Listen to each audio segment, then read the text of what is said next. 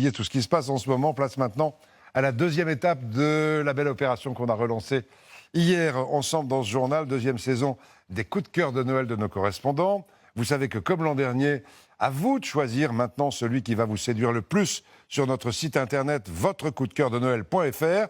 Chaque correspondant nous y présente le thème qu'il va défendre, le reportage. On va suivre les votes tous les jours avec Mona Hadji qui s'occupe du site. Chacun vient ensuite en direct défendre son choix. Et qui j'aperçois derrière moi, Sébastien Holnord, correspondant dans les Hauts-de-France. Sébastien, aujourd'hui la Picardie, et vous ne pouviez pas trouver un plus beau coup de cœur, je pense. Absolument, Jean-Pierre. Je suis content de vous retrouver pour ce coup de cœur ce midi parce que je suis sur le parvis de la cathédrale d'Amiens. Vous la devinez derrière moi. Eh bien, c'est une majesté gothique, vous le savez. Alors, on en parle souvent de la cathédrale d'Amiens dans le journal de 13h. Mais mon coup de cœur de Noël, ce sont les illuminations de la façade de la cathédrale. Je me souviens, c'était il y a plus de 15 ans. On était ici avec plein de gens sur ce parvis. Il faisait nuit, évidemment. On attendait, on grelottait un peu. Et puis, cette façade s'est colorisée, s'est coloriée, s'est illuminée.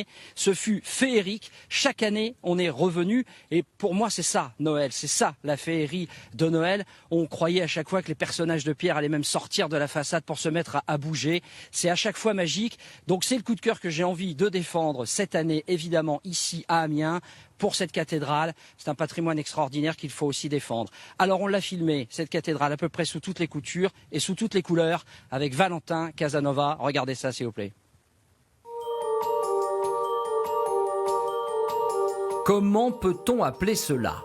Un émerveillement, un éblouissement, en tous les cas une incroyable émotion. Lorsque j'ai vu la cathédrale d'Amiens se colorer la première fois, il m'a fallu quelques secondes pour y croire tellement c'est beau. C'est le cadeau de Noël de cette vieille dame de 800 ans, offert chaque année à la tombée de la nuit. Dans le froid de décembre, la lumière vive vient réchauffer les frileux et enchanter les curieux. On venait souvent faisant le marché de Noël. On faisait le marché de Noël et puis après, on avait l'occasion, en repartant chercher la voiture, de venir voir les illuminations. Et d'année en année, c'est vrai que les illuminations ont évolué, mais ça a toujours été, même si on a vu, on aime tous les ans revoir parce que c'est magnifique. La cathédrale, on la voyait toujours naturelle, que là, on la voyait en couleur. Donc c'était quelque chose quand même de prestigieux, quoi. On voyait ça, on était tous étonnés, surtout même les enfants. La cathédrale gothique est l'une des plus grandes du monde. Figurez-vous qu'on peut y faire rentrer à l'intérieur Notre-Dame de Paris. Ici, la lumière est partout, mais au Moyen-Âge, on découvre que la cathédrale était peinte. Mais les monuments étaient peints, tout était peint. En fait, il y avait la pierre nue apparente telle qu'on la conçoit depuis les années 50-60. Ça n'existait pas à l'époque médiévale. C'est grâce à un système de vidéo que la façade est ainsi sublimée.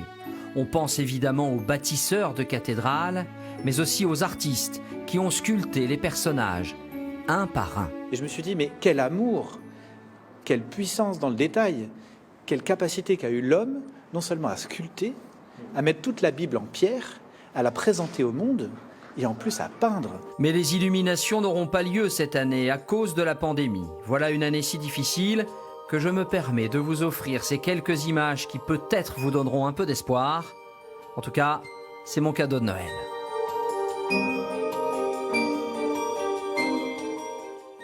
Merci Sébastien, ce sont des images absolument magiques, malheureusement on ne les verra pas cette année. C'est votre coup de cœur, on a senti qu'il vous prenait vraiment aux tripes. Du coup, votre cadeau de Noël, vous avez mis votre beau joli bonnet. Allez, encore un dernier mot pour qu'on vote pour votre coup de cœur, Sébastien. Oui, Jean-Pierre, j'ai mis mon joli bonnet de Noël parce que j'ai pas une chevelure abondante et il fait un petit peu froid en Picardie ce midi.